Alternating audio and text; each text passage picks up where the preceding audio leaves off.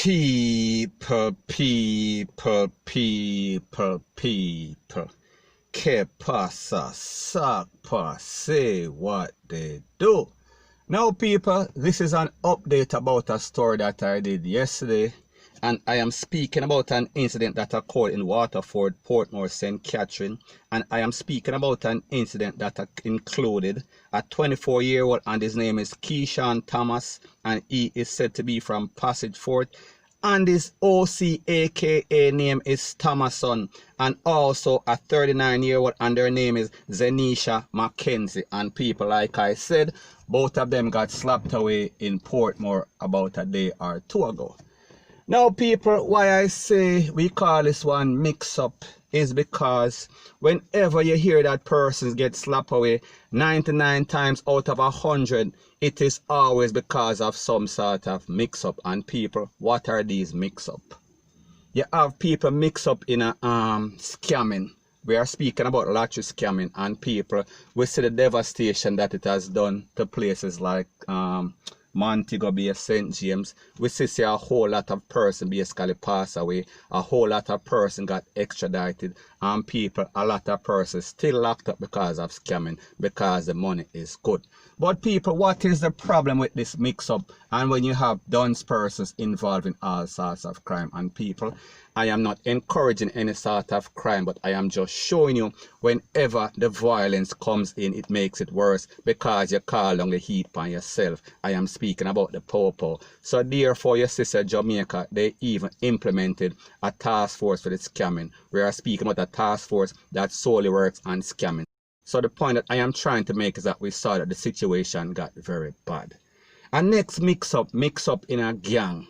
Now people, when we talk about gangs in Jamaica, we see people, they are very violent, especially in these garrisons. We are talking about Tivoli, we are speaking about Rima, we are talking about Jungle, we are talking about Downtown, we are talking about Flankers, we are speaking about Montego Bay. Everywhere there is a whole lot of violence. And people, what are they fighting for?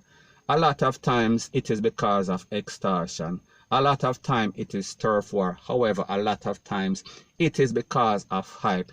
It is because of ignorance. It is because of black hate. That means that one set of person hate the other person. And it is always about hype. It is always mostly about, we're speaking about misunderstanding, because people don't know how to negotiate. They don't know how to talk. The first thing where they want to draw for them tool.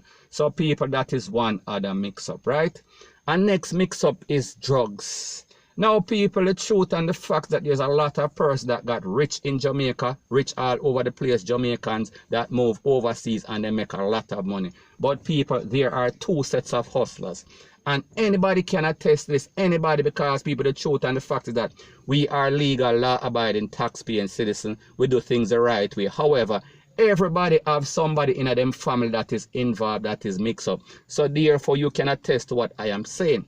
Whenever you see anybody involved in any sort of hustling, whenever you see a set of men involved in any sort of hustling, in any type of hustling, and they don't use violence, they basically just hustle a thing, make some money, make some quick money, and basically reinvest. Those are the ones that are always successful. And people, like I said, this is my disclaimer once again, one more again. I am not encouraging any sort of criminality. I am stating the facts. However, on the other side, whenever you have some people that are involved in hustling, the first thing that they want to do, they want to come in and they want to thief. So therefore, they are not going to play by the rules. So therefore, them trick people, con people, jack them up, take with them drugs, take with them money, and in most cases, them basically slap with the persons. Now people, I am speaking about a garrison mentality mostly because the truth and the fact that whenever anybody is hustling and they are educated, they would tend less to basically base upon violence. So I am just saying that they would focus more on the money instead of the violence. However, the ones that comes in with the violence, the first thing that they want to do, they want to invest in all sorts of guns and artillery and send back to Jamaica in a them community to basically give the young youth that are listening to them, because them have some money and them have some clout and they might have some name before them leave Jamaica. So people, they go to America with the intention for a better life. However, they are still involved in the mix-up. They are still involved in the stupidity. So I am just showing you the mentality. So therefore, them send back all these bag of guns come at Jamaica, and people, it is a revolving door because people are basically listening to them. I am speaking about these young shotters that are 18, 16, 17, 19, young youth, not even 25-year-old. So people may just show you the cycle that is going on in Jamaica as it pertains to this, and it is because of mix-up, point blank and period. Now people, our next mix-up, we are speaking about the extortion. We are speaking about the persons that are extorting persons. We are speaking about the businessman, the Chinese man, them all over the place. Kingston, Montego Bay, everywhere in Jamaica. And people, what is the problem? Everybody start bad mind each other because everybody start to fight for each other's turf. Nobody don't want to see the next person start make some money. So therefore, them start take out each other because they feel like the turf belongs to them. Now people, like me say, I am not encouraging any sort of criminal activity. Me just say, if you have sense and you are a hustler, or you a gangster like you claim, then you should do things the right way, because people, the truth and the fact, like I said, whenever you start take out people, especially innocent taxpaying people, you are only going to call on the heat. And when I talk about the heat, I talk about the popo. And people, if you notice lately, we see that the popo has been taking out a lot of persons that are wanted. We are talking about gangsters. We are talking about gang members lately. We see that they are basically getting slapped away, or even worse, or even better, they are being taken to prison and getting X amount of time. So people, the moral of the story is that the violence, it does not pay.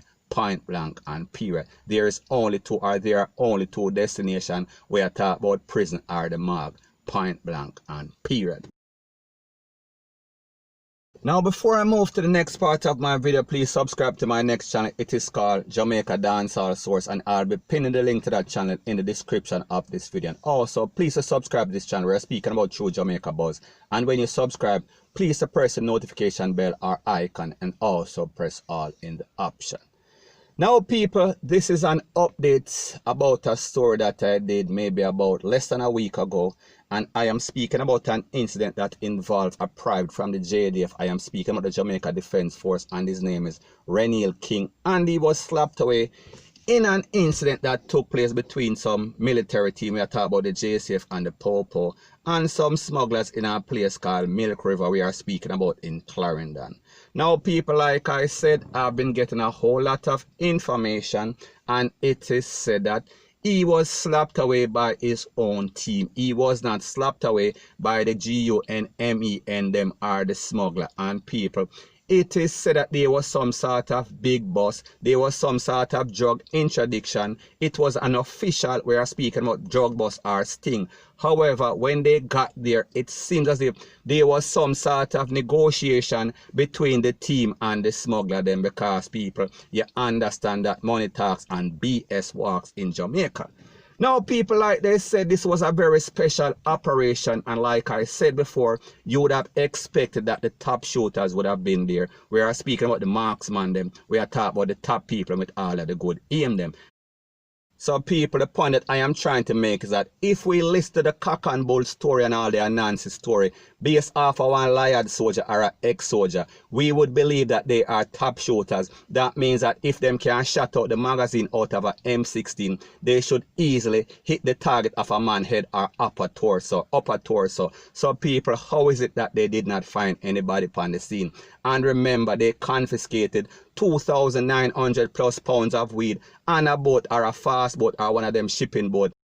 So just based on the story that the military team, we are speaking about the JDF and the JCF, wants us to believe, is that they did not arrest anybody on the spot. However, the next day, because people remember this incident occurred on Thursday night, and they said the next day, which have been Friday, they caught 3 of the suspects, and then on the Saturday, a next person turning himself. So people, may just assure you that the story does not make a whole lot of sense. It is not rational, because the truth and the fact that if you go in on a sting and you basically set up and you are in the bushes or in the swamp, because based on the information, it is said that they were at least 2 miles in the swamp. So therefore they are disguised, and this would have been taking place in the night. That means that nobody could see. However, them have the night vision, so therefore they had the advantage. However, out of all the person that were there. We are speaking about the Popo, the soldier, the smuggler, the gunman, Rete, Lele. It was a soldier that lost his life. So people, basically the point that I am trying to make is that the information that I am getting on the street, people like me say, this is word on the street, it is not 100% evidence. However, people like them say there is something into something. Wherever there is smoke, there is some sort of fire. And if we listen to the story that the soldier and the Popo and the military team is giving us, it makes absolutely no sort of sense, because the truth and the fact that if them can catch these other people within a day or two, that means that how did they get away? So people, the point that I am trying to make is that based on the information that I got, it is said that there was some sort of negotiation between the team. We are speaking about monetary negotiation between the team and the smuggler them. So therefore them let them go. However, after the Popo or the soldier got conned up, they basically changed their voice. They basically went and looked for these 4 persons.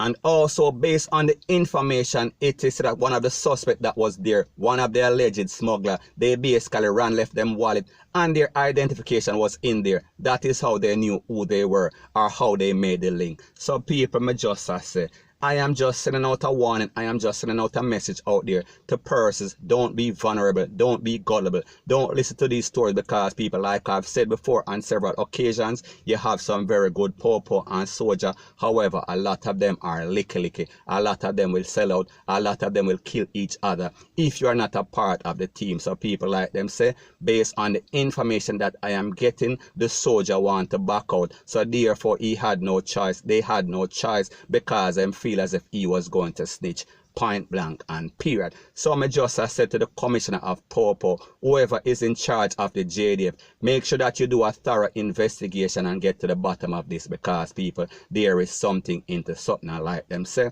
wherever there is smoke, there is fire.